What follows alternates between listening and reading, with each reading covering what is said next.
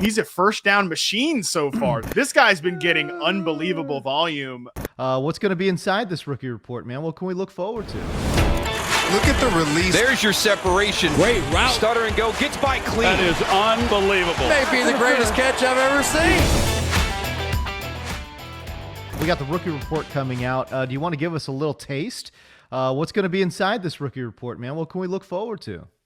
Yeah, so the reception perception rookie report is going to be hit the site next week. Basically, it's just kind of like some of the small sample stuff I've been doing for the site already, like Kadarius Toney. There's an article up on him from when he was kind of having that breakout performance. Tough look for Kadarius Toney right now. That guy's like not even getting on the field. I did we're going to talk about Odell Beckham here in the next segment too. I did a little piece on him, basically just like that type of stuff, but for most of the relevant rookies, like obviously Jamar Chase, Devonta Smith, Jaylen Waddle, Elijah Moore, Rashod Bateman, Toney, as mentioned. Even some of these like, Rondale Moore. I think Rondale Moore will be really interesting to look at because guys getting throwing the ball like 2 yards downfield and that's it. So we'll see. Dynasty players can kind of get ahead of the game for the rest of the offseason. And especially too for, guys like we're going to talk about 4 rookies here now and just kind of give like an early taste of how I'm feeling about these guys and like their usage. But, there's a chance like Bateman just erupts going forward. Like let's get in early. Like Elijah Moore, if he's like, hasn't done much this year, but he's getting open like we are seeing. Like, let's go buy him, a little earlier as opposed to like when the offseason hype picks up in a few months. So let's just get right into Rashod Bateman because, again, this is a guy that I have highlighted, circled as somebody that could be a real contributor, difference maker in fantasy football for the rest of the season. I don't know. What's your kind of sort of outlook on this, again, ex-receiver that could make some noise in that Baltimore offense? He's basically been making noise in the first 3 games since he's gotten off IR. Yeah, it's great to see too. He's second on the team in routes run, which is obviously impressive. Like he's basically been thrown out there and just like even without all the offseason time, without playing early in the year, he's just been out there. Rashod Bateman, man, I love the way he's played as like their possession receiver. He's like an 11.7 ADOT. So obviously he's not getting those a ton of vertical looks, but he's moving the chains, man. Like he's a first down machine so far through the first 3 games of his career. Yeah. Well, I mean, you mentioned it too. I mean, 11 air yards per target. That's not like bubble screen territory. No, it's like, that's like for me, that's like the perfect happy medium. It's like you're getting some easy looks, but you're also getting some opportunities, intermediate area of the field where you can like catch and run. You know what I'm saying? Like, so for me, I feel like that's like perfect for him. Take a look at his targets too. And it's just kind of like 6, 6, and 8. And the guy's just been, again, double digits pretty much every single time he's getting out there now. And it's just like, man, feeling good about Rashod Bateman. And I love the fact that you bring up that it's so highly concentrated. That makes you feel so much better about running this guy out there because he's going to see, a certain level of targets each and every week. Yeah, I mean, like I said, he has 12 catches so far this year, 11 first downs through the air. Like that's just moving the chains. This is what we said in the offseason about Rashod Bateman. Is like this is a receiver that the Ravens haven't had before, like a guy that they can just count on and rely on. It's not going to be as explosive as OBJ's rookie year. It's not going to be as explosive as that, but it reminds me of basically when Odell as a rookie missed so much time in the offseason with like a hamstring issue or something like that, hits the field in week 4 and just boom, immediately like looks like he belongs. Then he has that explosive primetime game. I wouldn't be surprised if Thursday night against the Dolphins, like Rashod Bateman solidifies himself as like a fantasy starter. Basically, I kind of already think he's there. Like I think he's a wide receiver 4 with upside. But I mean, because he's getting open, man, in the intermediate areas, those digs, the slants, everything that we like expected him as a route runner. He's that guy, and I think he is already just changing the tenor of the Ravens passing game. Like this is a guy I just want to be exposed to for sure. I love Lamar for the rest of the season. He might end up being the quarterback 1.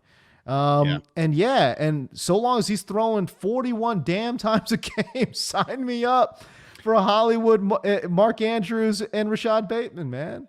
Yeah, man. Like the thing is like we could get a more efficient Lamar if they're running the ball more next year too. Like he's 15th in touchdown rate. So these things tend to balance themselves out, but we'll see how the season, I would just say like you mentioned, those touchdowns haven't come for Rashod Bateman, but like they could easily come on Thursday night. So I just want to hammer that point home against the Dolphins. Get him in there Thursday night. Like that's when this thing could really take a turn. But speaking of the Dolphins, our next rookie to talk about is on the Miami Dolphins. Yeah, dude, Jaylen Waddle. Like I was a little freaked out about Jacoby Brissett being like a last minute addition to the starting lineup on Sunday. And I think I fired off a tweet like, 15 catches for 63 yards incoming. This guy's been getting unbelievable volume, so far this year, 42 targets over his last 4 games.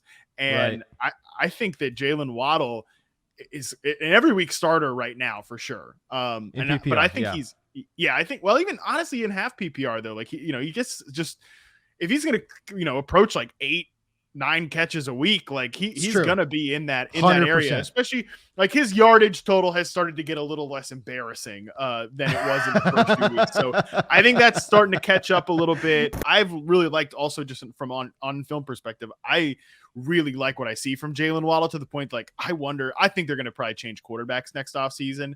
I just wonder what that looks like too from an explosive play perspective. Oh God, of course. I mean, I would hope that they're thinking about changing quarter. I mean, they've been talking about changing quarterback. Yeah, exactly. I totally hear what you're saying, but it is kind of odd the way they continue to run Jaylen Waddle out there. Like, there's so many bubble screens and just asking him to make plays. It's a tough way to live. I will say this: Waddle has gotten the benefit though. Devontae Parker now on IR, had a setback with his injury, and then golly, Will Fuller just doing Will Fuller type things, just not able to get on the field, and that was my biggest question mark actually with Waddle in terms of ADP, because people really, I mean, I get it, those two guys missed time, but he was being drafted at a point where they're baking that in, and I kind of was a little hesitant there. To bake in injury time, I guess, is what I'm saying. So he has benefited quite a bit from those two other pass catchers kind of being out, because there's nobody else to throw to, man. It's him and Gesicki, and that's it. What about Devonta Smith there in Philadelphia? We saw signs of life here in week number 9. He just doesn't see a lot of targets, and I'm actually surprised too, Matt, that the way they're using him, almost exclusively as an outside wide receiver. Which, again, I know he can win there, but to me, when I look at what he does and what he possesses in terms of like skill sets, like you'd like to mix him inside too, man. Like use him like Keenan Allen, 50-50 inside outside. Mm-hmm. Yeah, that's one thing I put Devonta Smith already through a lot of reception perception games, and again, that'll be on the site next week. If people want to subscribe, Prime and Sicko subscribers will get access to the rookie report next week when it goes live. Let's just say probably later in the week. For Devonta Smith, that's one thing I keep seeing is just like, he's always open, man, and winning as that X receiver. I think I'm with you that from like a passing game standpoint, because Jalen Hurts is mostly just like only capable of throwing to one side of the field, and I feel bad for Jalen Hurts because like, dude, Jalen Reagor's out there doing nothing. Like they got Quez Watkins, playing a big role. Dallas Goedert looks pretty good, but like it's just tough. Like some of it's on Jalen Hurts, some of it's not. The play calling is sort of finding itself in terms of the run game, but I kind of want to give like Devonta Smith and everybody here like a clean slate next year. But I mean, the same coaching staff's going to be there, so I don't know. I'm with you though. I would love to see them be a little more creative with his usage, but I think he's open, man. I think he's extremely disciplined and good as a route runner. And, he started to make a little more contested catches too, which is something that I think is encouraging, obviously, given his size profile. According to Next Gen Stats, by the way, 90% he's lined up outside, which is like, wow, that's... Yeah. Oh, and like done. As a pure X almost too, like as right tight on the line of scrimmage with the opposing corner. Like he's been drawing a really tough... He's basically playing the same role as like Jamar Chase, running downfield and playing as an X receiver. It's just obviously two completely different builds there. It's just weird too, right? Because like the one thing I don't understand is like he is seeing, his ADOT right now is 13.7, right? It just means he's seeing a lot of deep shots. Which again, that's cool. We want that. There's no question we want that. But why not get this guy who works so well in the short area of the short to intermediate area of the field as well? Like, why not get him some layups? Like, why not get him some slants or some crossers or whatever? Just like he's open.